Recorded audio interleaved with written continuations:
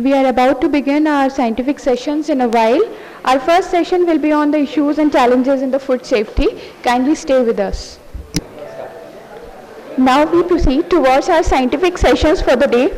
To begin with, we have our first session on issues and challenges in food safety. We invite Professor Sanjeev Misra, Director AIIMS Jodhpur, and Dr. Arvind Mathur to chair the session on issues and challenges in food safety. We have Dr. Jugal Kishore, Professor, Department of Community Medicine, Maulana Azad Medical College, New Delhi. He will be speaking on Can We Find Safe Food Anymore? I have pleasure in introducing Professor Jugal Kishore. I think one has to believe his work, the way he is doing, it is unbelievable because the amount of work which he has done, and he is a prolific writer with innumerable books to his credit.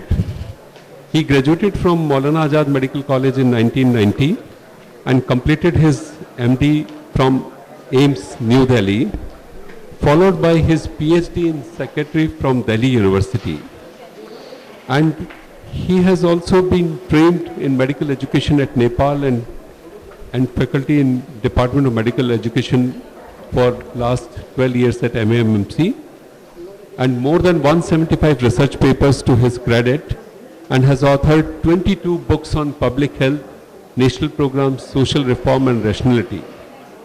And he is known for the development of public health education in the country. I'll like to inform that he has also been contributing to the public health education in this city itself also by being associated with various public health programs at Jodhpur. And he has been awarded with several awards, Rashtriya Ekta Puruskar, and also received Dr. S. Radhakrishnan Memorial Teachers Award 2007 and Award for Social Service. It is a privilege to have him with us to deliver his talk on Can We Find Safe Food Anymore? And that's the Thank you, sir. Very important for us. So, Professor Jugal Kishore, please. Thank you very much, sir. Very good morning, everybody. Thank you, Mishra. First of all, I should say thank you to Dr. Toteja ji. His lecture was first and he has given me the permission to deliver this talk. I'll take very short time because, I think whole the day you are going to listen lot of food, how we can make it safe. And inauguration itself is showing that how much the work is done in India and how things are moving and how we have to proceed further. And we have to play a very great role because our population is such a big in the world, and if we have to be healthy, then we have to contribute a lot. Every day, if you see in the newspaper, you'll find so much information about that, how much adulteration is going on, how much junk food our population is taking, and food safety is a major concern now, as Dr. Toteja has said. And when we say the food safe, then we should know what is food and what is safe food. So the food is already defined by our regulation and act, that it's a substance, whether processed or partially processed, unprocessed, whatever it is, which is intended to be consumed, which is also including the modified food also. So any food which is meant for consumption for human can be considered as a food. And the safe food is when the intent is, for consumption and it is acceptable. So safety is a very, very broad term in which one has to see that this is not injurious to health of the individual, whoever is consuming that food, which includes the water. But the unsafe food is actually, when we talk about that, it may contain the poisonous substance or anything which is deleterious to the health,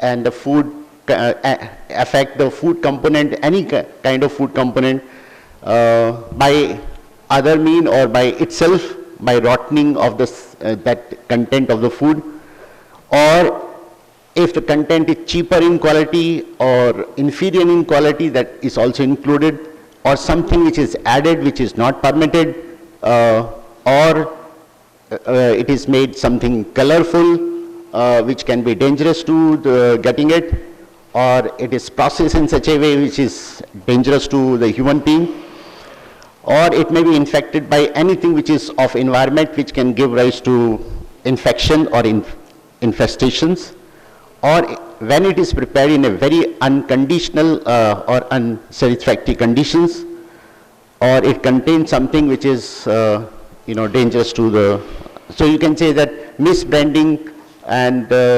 misrepresentation all are part of this unsafety of the food.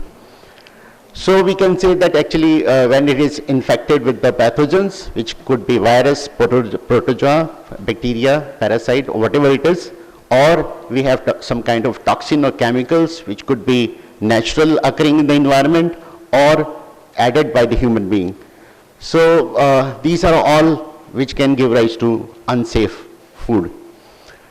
The next issue is that how a person get infected. So when you are consuming the food, so ingestion is the route of transmission, and the way you are consuming, and the person who is giving you that food, if he is infected or not giving you properly, then can give rise to a problem. So you can see that we have a food component and then mode of transmission to the person. So all these things has to play a role when we say safe food. So safe food actually a major issue which need to be handled by whatever method it gives rise to a problem. So when we see it, then we find that actually in history, because of various reasons like the industrialization or urbanization or affluency, now the junk food has become a problem, or international travel, because the person has to travel, many 100 miles per day, or maybe more than that, thousands miles in per day. So he has to come across various kind of food item, and then if it is infected, then give rise to a problem. So these are all major issues which are a major factor of food-borne diseases. The statistic is already, I think yesterday we were discussing the way it is infected, how we can measure it. But it said that almost, I think, 2 million population worldwide are, dying because of food-borne diseases. And yesterday only the journalist was behind me that how much is dying in India. So I said, well, 2/3 of the population which is dying all over the world is, involving Southeast Asia region. And most probably we can say that in Southeast Asia region, the number one is India. So that way he has composed that, line. But anyway, what is important is, yes, we play a significant role in Southeast Asia region, and contribution to this big number is also affecting us. So almost, I think, 200, more than diseases, more diseases are affecting it. When we say which organism, then I think, I need not to say, it is already known to everybody, but those who are not from the medical background, it's interesting to say that actually the bacteria is very, very important, which is causing foodborne disease. Salmonella typhi. E. coli is again fecal contamination, which is major cause. And other one is also a number of, list is very high. The cost wise is, it said that almost $1,249 million are, wasted just because of the cost dealing with the food poisoning. So again, when we talk about that how much economic loss we have because of food-borne diseases, then it is a big one. Now there are various methods, as sir was telling, that nowadays people are using various kind of chemicals to ripen and to color, to make it fresh, and many a time I feel that, I think, why the farmers and then the people are using these all things. Most of the time, I don't think that they know that what they are doing, and that is why the problem is.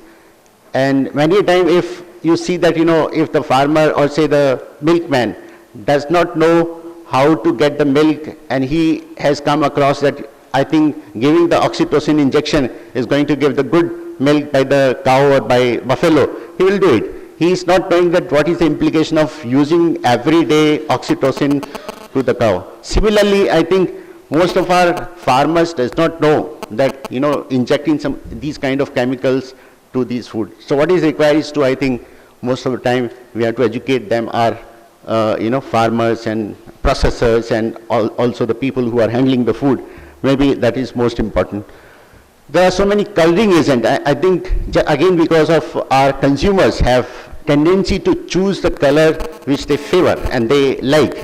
And because of that, most probably, these colors are used. Again, these colors could be very dangerous. So, saying that, do we have the safe food anymore? That was a question imposed on me. I'll say, no, this is not the right answer. I think we can say, yes, we have the food which need to be made safe. And we are the human being who is going to make the food safe. Nobody else is going to make it safe because we have to consume it. So again, it is at the three levels. One is at the production level, where it is produced, and then we have a process, and then consume. So three major areas are there where the food safety is required. So for farming, and kitchen garden, we have to understand that, WHO has already given 5 keys, and I'll tell you that how we can improve understanding these 5 keys. It is good personal hygiene, which is the most important part in production. So washing and drying hand while you are, going to the toilet, and after that, and handling that raw food or change clothes, and bathing, cutting, when you are having some kind of lesions, should not involve in the process activity.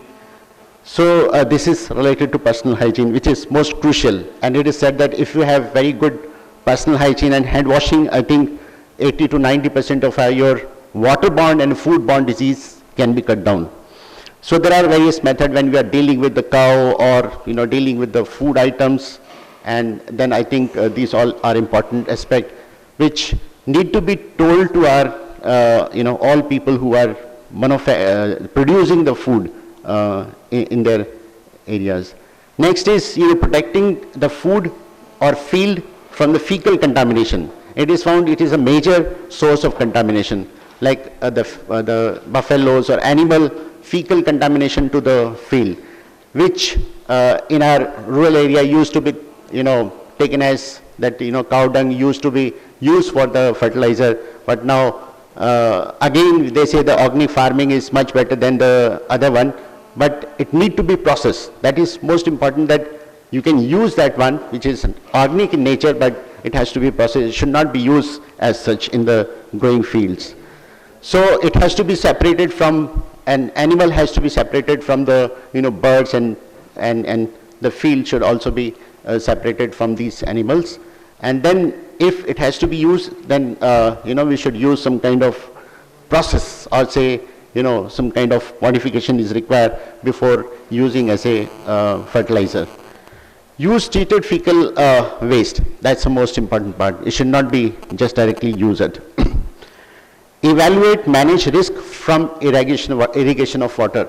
Like the water which you are using for, I still remember in West Delhi, we used to have that nala, and that big nala used to be in the whole area where it used to supply, and that hole was filled with that all sewage water, and there we used to have a lot of vegetables growing in those areas.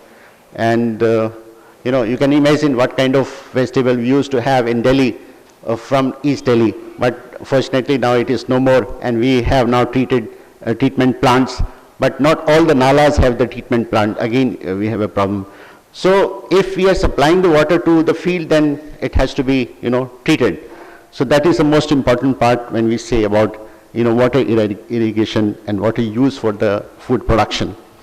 Next is keep harvest in storage area safe or clean and dry, which can lead to again growing of the insects and all other things. So keeping the things and storing the things in production site in a much dry and cool manner is very, very important. As I was telling that you will find all grain just close to the railway track, is again a problem for us. You know, we don't have much of the storage, proper storage of our food item.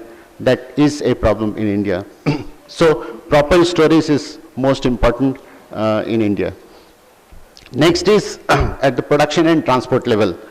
You know, we have a strict legislation now, but unfortunately, legislation is not implemented properly in most of the part of, you know, India. That's again a big problem. So we have food additives, preservatives are used because it has to be stored for longer period, and because of these preservatives, you know, lot of chemical go into that process and food and the calorie agent, which all may give rise to a problem. So we should have a system where we can check, and yesterday whatever you can do, you know, to the food assessment, whether we can find out the adulterant in the food is just one you know, method of seeing it. But at various level of process and reaching to the consumer level, we require a lot of you know, laboratory investigation and inspections and monitoring. Then only, you know, we can ensure the food is reaching to the safe consumptions. Although we have other methods like, you know, it is a state-of-art approach to food safety. That's a hazard analysis critical control point. Is similar to like under the BIS launched this program. Again, this is an accreditation type of program where you can keep control over, you know, any hazard which can give rise to a problem to the food. And there are two dairy which are accredited with this you know, system, Punjab and Mother Dairy, Delhi. In whole process, you can see that various methods and various stages we require some kind of monitoring and surveillance. When we talk about the consumption level, there are role comes very crucial, and all the doctors, health workers has to play a role where we are coming across with the patient and the public. We have to teach that at consumer level, which is in our hand or in the patient's and a public health hand, what they can do when they are making the food safe. So know your food first, you know what you are eating. So, you know, you have to read the label, packaging, seeing things that the package is okay, and you know that what you are eating, what is the ingredients or the constituents of that. So that is most important part of food. And then when you are handling it, you know, so and consuming it, that is important at the consumption level. The most simple exercise which we can do, I think,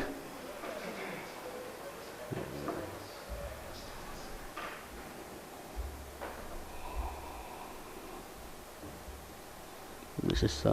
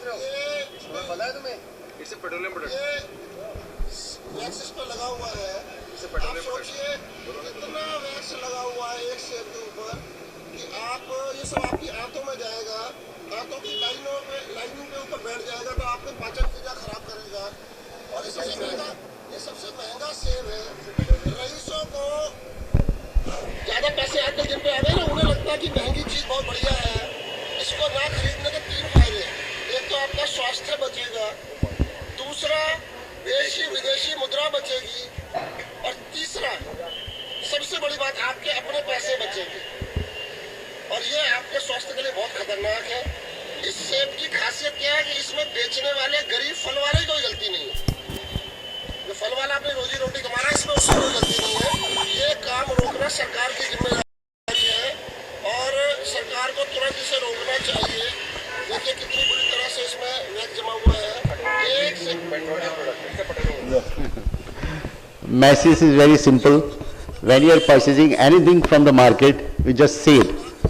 And there are very simple method. What he has done, just by your nail you can do it, and you can see that whether you can peel off this kind of petroleum product from the, any fruit.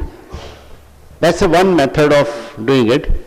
And what is saying that, somewhere I think if we are aware, we can do it. Maybe I think government has to do a role, but if they are not doing, then the legal system and this all, but anyway, if nothing is working, at least you should work. That's the point. Everybody has to work together. It's the very best method, but you have to work. Now in 5 clean, or a 5, we used to say the key of WHO, they say keep clean.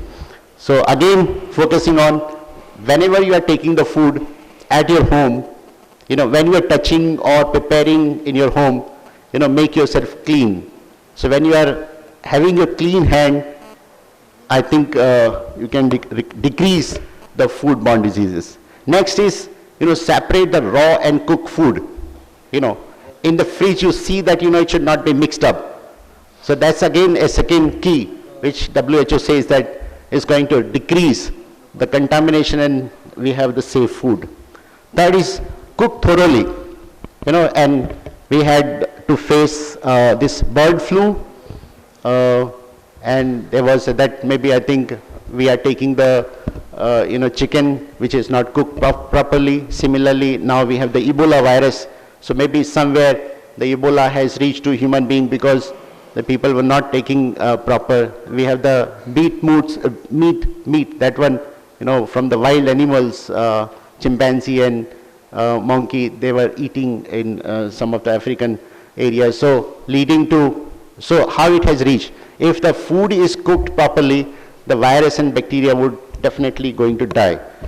Next is keeping food safe at right temperature. If you want to keep it for some time, maybe 4 hours or 5 hours or maybe 8 hours or bigger time, then keep it at a cool temperature.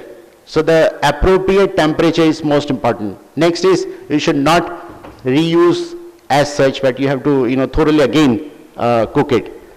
And then thawing is also need to be understood that it should not be thaw some of the food at the room temperature. One has to see that how you have to use in warm water and cook it again. So temperatures play a role. Next is using safe water. Whatever you do, if your utensils and your things are unclean, when the water is not clean, then whole exercise is useless. So whenever you are using whatever the raw material and water should be clean. That's most important part. So these are all important key messages now that WHO is trying to say that if we can do these all 5, we can decrease significantly. Street food. Yesterday I was in area of Old Delhi, this Jodhpur area, where the seafood was, street food was liked by most of the people, and I was seeing that all students are on that, Shastri Park area, and they were enjoying, and we don't have any evidence whether this food is safe or not. Maybe taste is more important than the safety. But one has to again educate. In Delhi University we are trying that how we can educate our vendors, how we can improve their health and safety while they are handling the food to them, to their customers. So vision is to build and maintain adequate food system and infrastructure, which I think the government is doing, but the government is just handling maybe I think 20-30% of the whole thing. The private body has to play a significant role in it, promote research. Then I think ICMR is doing best, but the private again institution has come up with a lot of research on this issue. The legal system strictness is based on each one. If you're finding something wrong, then you report it, then only I think it will work. If you are thinking that the food safety officer will come and inspector will come and do these all jobs, it will not do. So in that case, advocacy of each one play a role. The NGO has to play a role, where they can have a lot of advocacy for safety of food. So multi-sectoral collaboration is required. I'm very happy that, people from the irrigation, the agriculture, and then media and health and also other, people are coming together to make the safe of the food. This is last slide, which I try to add 2C more. So rather than the 5 key, I want to say that you can remember these all things, six C's, okay? And one is a check. Check your food, whatever it is. Clean means separate. Keep the, non-veg, veg separate, or which can contaminate the cooked with uncooked food. And the cooking process, should be good. So adequately, the method should be proper. So the cook. And then chill. So 5th C is the chill.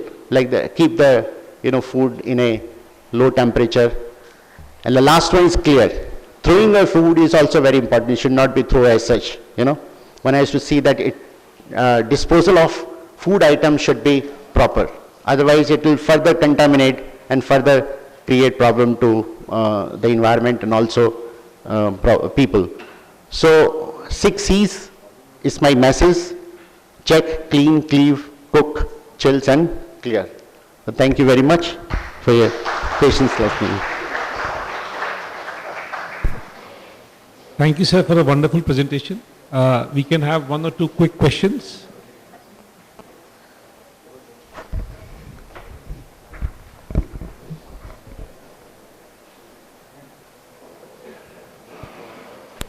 Yeah.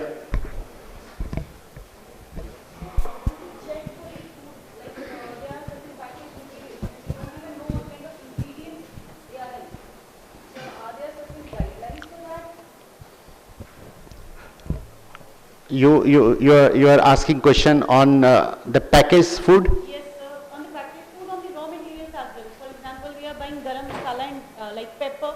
It may have those, what do you call it, different adulterants. We Yeah. are using different codes for different coloring agents and all, and we are not aware of all these things. Yeah, I really want to get into it. purposefully skipped those 2 slides, and we have a list of, methods by which we can do it. It is available. And yesterday we had the workshop on how to check these all adulterant in the food. So we have a method, and your awareness of various food items is also very important. These all guidelines are there. Fortunately, we have now regulation of this food safety and standard, so which give the detailing of each, and also the guideline for microbiological and other chemical, composition of the food is also given. So everything is now available. And so one thing more, being a mother, I just wanted to know, although like it's not given in your presentation, like the food material we buy, apple, grapes and all these things. So all of them, they have pesticides, they have different kind of oxidants, different hormones are being used. Any way to decontaminate them at home? Yeah. Because I won't have that sulfuric acid in my kitchen so that I can check it. So very I think you are going a little, very in that, that we have to decontaminate everything in that manner which lose everything is also not good. Yes, sir. There are methods given that you have to wash it properly.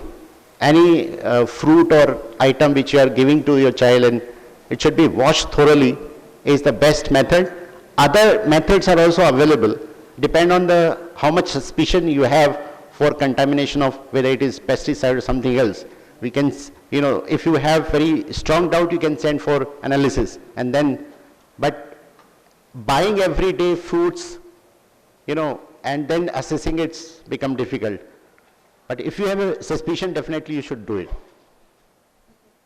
But thorough washing is very, very important. Thank you, sir.